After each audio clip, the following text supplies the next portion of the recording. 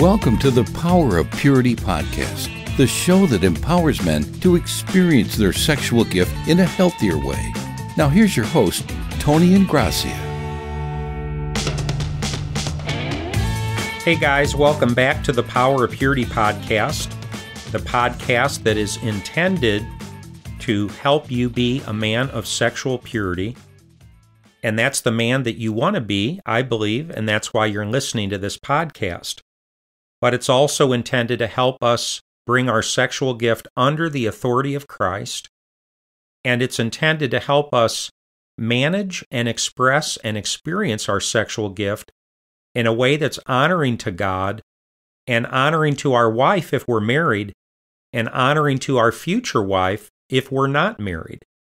And I'm actually doing something very different this evening as I record this episode, because I'm recording this episode very spontaneously because my wife happened to be called to the hospital this evening to visit with a little girl from our church who was diagnosed recently with cancer, and it's a very difficult situation. So I will ask for your prayers. If you're hearing this episode and you think of it and it's on your heart, just pray for this little girl and her family as they're confronted with this profoundly difficult situation. And we love them and we're supporting them as their church family. And my wife needed to go up there this evening, so I find myself at home alone. So I actually finished my sermon, brushing up my sermon, because tomorrow is a Sunday. I'm recording this on a Saturday evening. And so I thought, well, what am I going to do? I've got some time. I think I'm just going to go ahead and see if I can record a spontaneous episode for the podcast. So if I had to choose a title for this particular episode, I'd call it Temptation Preparation. And I've just kind of been thinking about this concept here the past couple days, you guys, and I just think it is an incredibly important concept. Temptation preparation. And the idea, of course, is that we need to prepare in advance for the temptations that are going to inevitably come toward us. So it's kind of like this. Well, if I ask you, do you think you're going to be tempted in the near future? I hope that you would say yes, because if I'm a betting man, I'm going to bet that pretty much we're going to be tempted every single day, and probably not just every day, but multiple times a day, right? Because we live in such a highly sexualized culture, and there's just temptation all around us all the time. And so if we know these temptations are going to come to us, these moments where the enemy confronts us with these temptations, it occurs to me that we better be prepared in advance for the temptation that we know is coming, so that we're positioned and prepared to respond accordingly and to manage that temptation, hopefully in a healthy way, in a way that's honoring to God. And therefore the title, Temptation Preparation. So I have just a couple metaphors I'm thinking of. What if I told you that somehow I knew that an enemy was coming to your house, and this enemy's going to break into your house with the intention of perpetrating harm upon your home and upon your family? This person's going to steal your stuff, and he's going to try to perpetrate harm. So if you knew for sure that this attack was coming, what would you do? I don't think you'd be lackadaisy about it, right? You'd be very concerned about this. You'd be on your alert, and you'd prepare in advance, and you'd watch out for this coming attack. You wouldn't be naive. Certainly, you would want to be prepared, and then you would be watching for the attack that you knew was coming. And so it just occurs to me, you guys, that how many Christian men do you think actually have a battle plan, that are actually prepared in advance for the temptations that they know will inevitably come to them virtually every day? I'm thinking that, this is a big issue for most Christian guys. The average Christian guy struggles with these temptations. And so we know that we're going to be tempted. We know that this is an issue that we struggle with. And yet, how many of us actually have a plan in advance, some way that we have prepared for the temptations that are going to be confronting us? And so I think it's just incredibly important that we have temptation preparation. Another metaphor that I thought of was just a metaphor of warfare. So take, for example, the Vietnam War. You know, Vietnam occurred, much of it in the jungles. And so imagine that we, the United States, have a platoon of our boys over there. They're a fighting platoon. And so they're moving through enemy territory. They're moving through the jungle. And they pretty much know that the enemy is out there. In other words, they're not naive. They are literally living in enemy territory. And do you realize that? I think, guys, we need to understand and embrace this reality. It's very sobering to think of it this way, but we are literally living in enemy territory. So this platoon of soldiers in Vietnam, they know that they're in enemy territory. They're literally moving through the jungle. And I'm not an expert on this, but I understand that when our boys would do this, they would actually form kind of a V formation, kind of like a flock of geese. In other words, we don't want 6 or 8 or 10 of our guys abreast in a line advancing through the jungle, because then when the enemy attacks, we've got 6 or 8 or 10 guys all in enemy fire all at once. So they would form like a V and actually put a point man, a man in front who's leading the way, and then some yards behind him, or maybe 2 other guys, and then behind them are 3 or 4 other guys, and then behind them are some more guys. So they're moving through the jungle like this with a point man. But the idea is that they are on the alert because they literally know they're in enemy territory. They know the enemy's there. They know the enemy could strike at any moment, and therefore they are prepared in advance. They literally are waiting for the attack, and they're trained so that when the enemy shows himself, when the attack occurs, they can respond accordingly. And imagine what a disaster it would be if somehow these boys in this platoon forgot that they were in a war. They forgot that they are in enemy territory. They forgot that an attack is imminent, that the enemy is coming, going to attack them at any time. And so they're just kind of walking naively through the jungle, la-di-da, la-di-da, la-di-da. They're not prepared. They're not watching. They're not concerned about the situation. And therefore, when the enemy springs upon them and the attack comes, how alert do you think they are? How ready would they be to respond? And how effective would they be in the heat of the battle, the heat of that moment? Chances are probably greatly diminished that they would be able to respond effectively and efficiently to counteract the enemy. And chances are they would lose that particular skirmish because they just weren't prepared. They weren't sharp. They weren't ready. And so, guys, I'm advocating that we can't be naive about the fact that we are in a battle, we are in enemy territory, that the enemy is poised against us, the enemy is coming, these temptations will occur, and therefore we better not be stumbling through life just la-di-da, oh well, la-di-da, without an awareness for the situation that we're really in. Or said another way, we better have temptation preparation. And if I had to choose a proof text here, I'm thinking of 1 Peter chapter 5, verse 8. It says, "Be alert and of sober mind. Your enemy, the devil, prowls around like a roaring lion, looking for someone to devour." So isn't it interesting, guys? It says, be alert. Have a sober mind. Realize the situation you're in. Because, dude, you're in enemy territory. Your enemy, the devil, is prowling around seeking someone to devour. So we better be on our toes. We better be alert. We better know the situation we're in, and we better be prepared in advance. And then Proverbs chapter 22, verse 3 says this, a prudent man, stop there for a moment.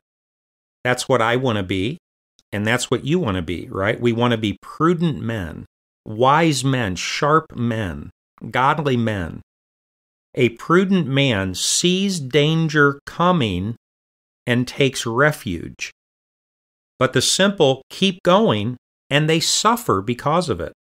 So you see, a prudent man knows the danger is out there. A prudent man sees the danger coming before the danger actually gets there. And it says he takes refuge. He gets ready in advance. He's prepared to deal with this danger that he knows is coming toward him. But it's interesting that it says the simple keep going and they suffer because of it. So the simple is the guy who doesn't realize that danger is coming. The simple is the guy in the verbiage of 1 Peter chapter 5 verse 8. He's not alert and he's not of sober mind. He's not aware of the fact that the enemy is prowling about, that the enemy is hiding in the jungle ahead of him, and here he's moving through the jungle. Dude, you better not be simple. See, danger's coming, but the simple keep going and they suffer because of it.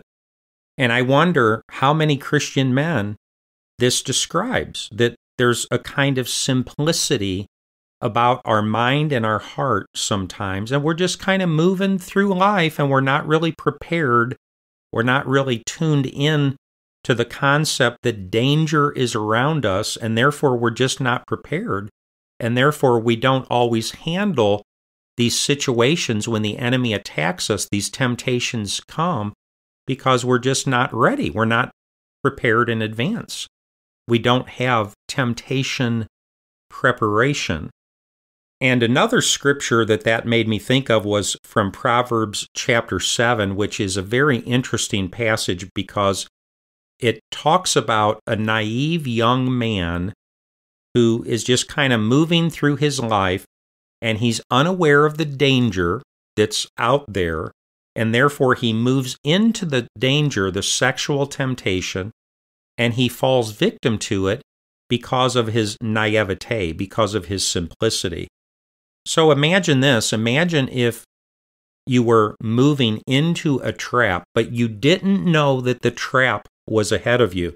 Like a mouse moving toward a mouse trap, maybe it has cheese on it, but he doesn't realize that there's a trap, and he's moving right into the trap. Or what if there was a moth that was moving right toward a spider web, but the moth doesn't understand the concept of a spider web, so he's just moving forward. Dude, you don't know the trouble that you're about to get in because there's a trap that's laid for you, and you're moving right into the trap. Or what if the soldiers in Vietnam are moving toward an ambush?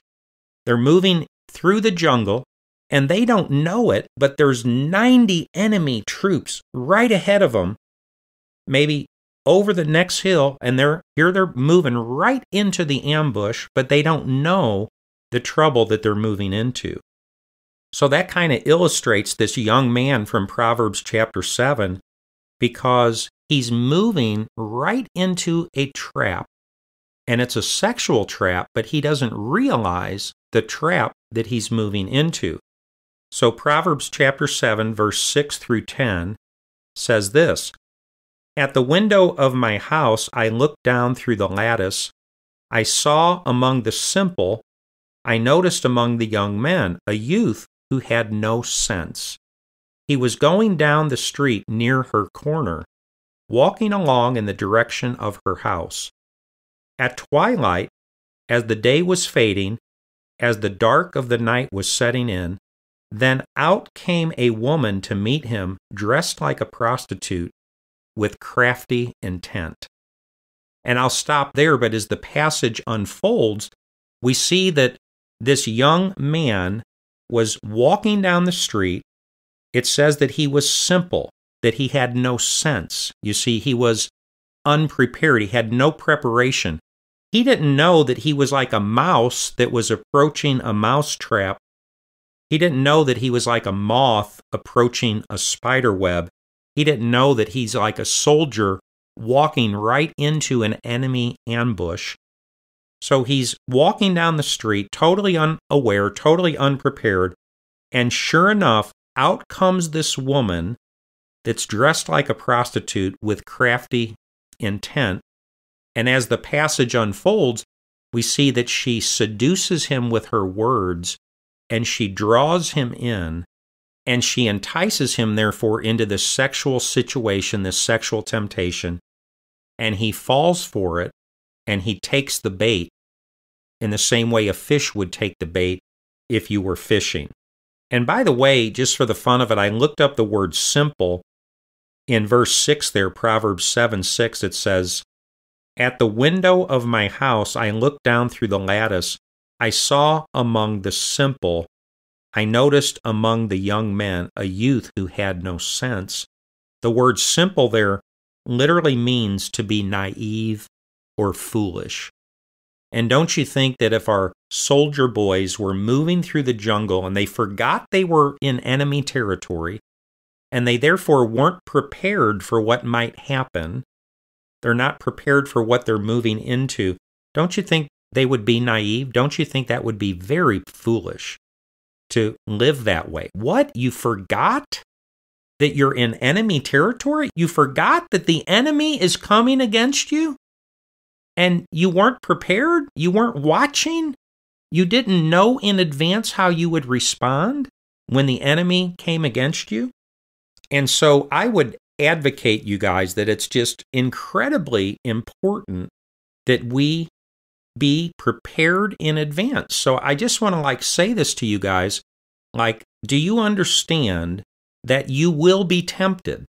Probably this very day that you're listening to this podcast, over and over again, several temptations a day. You'll be tempted tonight. You'll be tempted tomorrow. So you know the temptation is coming.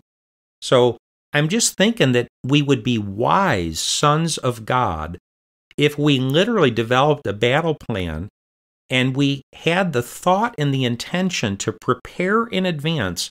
I know exactly how I'm going to respond when this temptation comes. It's in the same way the United States doesn't send our boys into enemy territory without training. They send them to boot camp. They train the boys so that they know how to respond in advance. I'm thinking the church would do well if we had some kind of boot camp for Christian men where we send these men and we help them understand, okay, guys, you're soldiers now, and you're in enemy territory. This is a battle, so we're going to teach you and prepare you in advance for the battle, these skirmishes that are coming, so that when it comes, you know how to respond because you're prepared in advance. So I think it's just significant that we realize the importance of advanced preparation.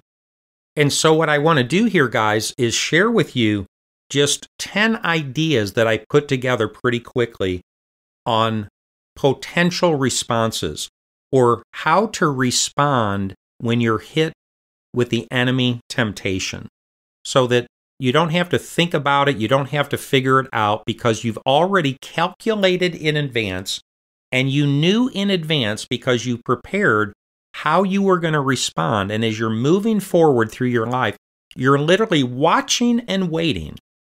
So I just would like to say something like this. I want to encourage you to literally watch for the coming temptation. I don't know if it's going to be 5 minutes from now. I don't know if it's going to be an hour from now or 3 hours from now or this evening or tomorrow morning.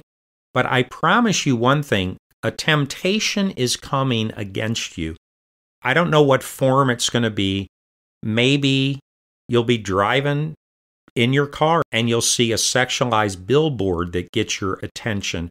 Maybe you'll be driving in your car and there's a gal on the side of the road jogging in some skimpy outfit. Maybe there'll be a gal at work that kind of is tempting to you in some way, or maybe you'll be sitting at your desk working on your computer, and pow, there's just like a little pop-up thing that says, hey, look at this website, or come here, check this out, go to this video, go to this webcam, and you'll be tempted just sitting there on your computer. Or maybe you'll have a thought, you'll be tempted to look at pornography. Whatever it is, I just promise you the temptation is coming. So I think we would be wise, guys, if we almost like anticipate it. Don't be surprised when it happens, but literally anticipate. I'd like to ask you to do that. I want you from this moment forward, this very day, to be alert, as it says in 1 Peter chapter 5, be alert and watch because it's coming. And that way, when the temptation comes, you can immediately think to yourself and respond, oh, there it is. There's the temptation. I knew it was coming. I was watching. I was waiting. I was alert. I've been waiting for you, temptation, to come to me. But I'm not surprised now that you pop up because I was watching. I was aware that you were coming. So that's going to position me to be better prepared to respond to you because I've been anticipating this very thing. So I want to share with you, what do you do in that moment when you're anticipating the temptation because you have temptation preparation, and how do you respond in that moment? So I just pretty quick put together a list of 10 ideas, just 10 suggestions on how you might train yourself to respond, and I want to share with you about this. But before I do, I just want to mention this concept of temptation preparation is actually taken from my Thursday night group. I lead a group, a Power of Purity group, every Thursday night in the St. Louis area. And this past week, there were 13 of us there. We had an awesome meeting. And I shared this idea of temptation preparation. And in the same way, a nickel has two sides, right? A heads and a tails. I shared two different concepts with the men. I had 8 principles about temptation, first of all. And then I had these 10 principles about how to respond to the temptation when it comes to you. And my purpose in this particular podcast is not so much to focus on the 8 principles of temptation themselves. Maybe we could do that another day. But really, I'm talking just about principle number 8 itself. But I'm going to go ahead and tell you the 8 principles of temptation. I'll just read them to you so you have a sense. Principle 1 is this, and these are just 8 ideas or principles or things to understand and realize about temptation itself. Number 1, realize you will be tempted. Number 2, realize it is not a sin to be tempted. Number 3, realize that temptation can lead to sin. Number 4, realize you must have the self-awareness to catch yourself before you cross the line of demarcation. And what I'm talking about there in a nutshell is taken from James chapter 1, and it presents this very interesting sequence of temptation, from temptation to death. And I identify 8 separate steps through this sequence from temptation to death. And I don't know if I've ever shared about that in the context of the podcast or not. So maybe sometime I'll have to do an episode on that. But check out James chapter 1, and there's these 8 steps. I'm picturing like dominoes. You know, if you hit the first domino, it bumps into the second one, which bumps into the third one, etc. So there's this sequence of 8 steps from the moment you're tempted. It leads up to sin, and then it leads to death. But what's interesting is I identify the emergence of sin itself at step number 7. In other words, to be tempted isn't sin, but the temptation can lead to sin, right? So what we need to do as Christian men, as sons of God, of sons of sexual purity, of a holy God, is we need to catch ourselves between the moment of temptation until that temptation actually escalates to become sin in our heart. I heard the idea that there's a big difference between allowing a bird to fly over your head, right? If that bird represents temptation, there's a big difference between allowing a bird to fly over your head versus allowing it to land on your head and build a nest. And that's what we need to be on guard for. It's okay to be tempted. It's not a sin to be tempted. Even Jesus himself was tempted. But what we have to be on guard, and the skill that we need to learn with excellence and precision, is the ability when the temptation hits us to realize what's going on and to catch ourselves and to circumvent that temptation before it leads us across the line of demarcation where I step over this line, because on this side of the line I haven't sinned yet. I've just been tempted.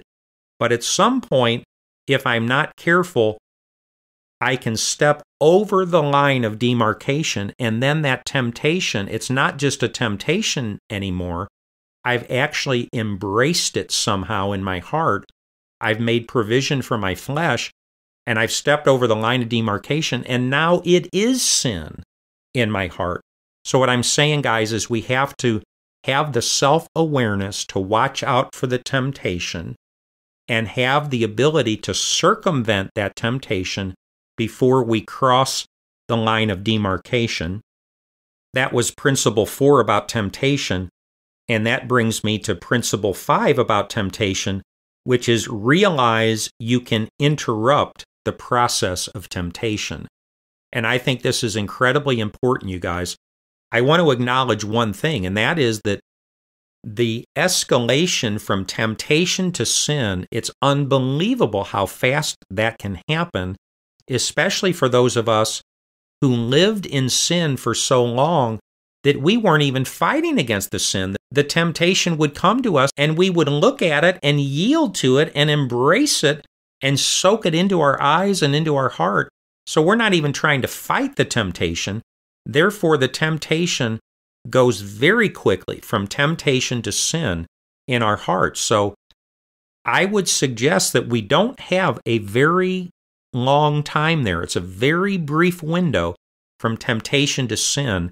And so we really are going to have to learn this skill to catch ourselves in the moment of temptation, to have the self-awareness to identify that I'm being tempted.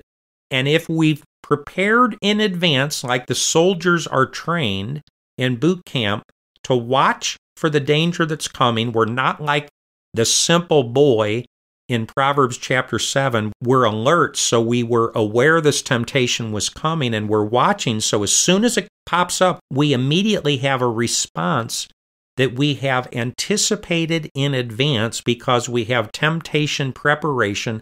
So when that temptation hits us, we immediately respond, almost like in the same way. I'm just picturing right now.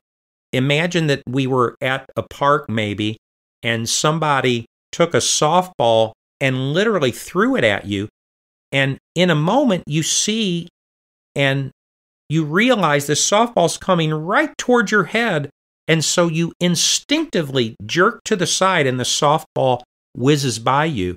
It's like you don't even have to think about it. You see this thing coming and you responded so quickly you were able to handle the situation. Almost like I'm trying to say something like that this is the kind of training we need so that when these temptations pop up, like the enemy threw a softball at my head, but the moment I see it, my instinct kicks in and I'm able to react so quickly that I can handle the situation. So principle 5 of temptation is simply this: to realize that you can interrupt the process of temptation. It does not have to escalate across the line of demarcation where it becomes sin in your heart. And I just think that's good news. Somebody listening to me right now ought to be happy. You can interrupt the process of temptation. Maybe there's guys listening to me right now that you've been struggling with this for 10 years, 15, 20, 30 years. and the temptation has managed you. You have not been managing temptation. Well, I've got good news for you today. And the good news is you don't have to do that anymore. You can learn to interrupt the temptation. Just because a temptation comes to you does not mean that you have no option. You have no alternative here. There's nothing that you can do about it. You're doomed to sin as if there's no alternative. Well, you can interrupt the process of temptation. And that is a skill that we absolutely have to learn if we're going to be men of God, if we're going to be men of purity, men of holiness. And that brings me to principle 6 about temptation, which is this: realize you always have a choice when you're tempted. Every time temptation goes to sin in your life, you will always have a choice. You've got to go through your choice in order to get to the sin. You choose to yield to it. You will always make a choice. And that's good news too, because it shows that you do have a choice in that moment. And where we had trained ourselves to say yes to the temptation over and over and over again, we've simply got to retrain ourselves, guys, and learn to make a different choice. Learn to respond to the temptation in a different way. Principle 7 of temptation is realize that you can say no to temptation. And that's complementary to principle 6. You have a choice. You don't have to say yes, even if you've been saying yes for the past 30 years to temptations. We're just going to help you learn to say no now, so you can say no to temptation. And that brings me to principle 8, which is really the primary focus of this podcast episode, temptation preparation, because principle 8 about temptation is this: realize the importance of advance preparation. In other words, you better be prepared in advance to manage the moment of temptation, because if you're like the boys in Vietnam, just walking along, la-di-da, la-di-da, like that simple boy in Proverbs chapter 7, la-di-da, la-di-da, walking down the street, he's not prepared in advance. He's like the mouse going to the trap. He's like the moth going to the spider web. He's like the soldier walking into an ambush. He has no idea. He's naive. He's simple, you see. So we need to realize the importance of advanced preparation. And so what I want to do now, guys, is share with you 10 principles or 10 ideas of how to prepare in advance, how to train, so that you can immediately respond the next time temptation comes to you. But I see from the clock, guys, that I'm already over time, and I was going to do this spontaneous episode here, and I thought it would just be one episode, but I guess it's going to be 2 episodes. So I'm going to go ahead and finish up for today. So if you're interested in hearing these 10 principles on how to respond to temptation, then come back next week for part 2 of this episode, Temptation Preparation. And together, guys, we're going to learn to be men of God that are trained in advance, watching for temptation. We're not going to be naive. We're not going to be simple. We're going to be prepared. And it's going to help us be the sons of God, the sons of purity that God is calling us to be. So God bless you. Thank you so much for being with me today and listening to this podcast. I pray it's been a blessing. I'll look forward to seeing you next week. Have an awesome day, and God bless you. Thanks for listening. Visit powerofpurity.org for more resources and information. And if this podcast has been helpful or encouraging, please invite a friend to listen. Until next time, remember, there's power in purity.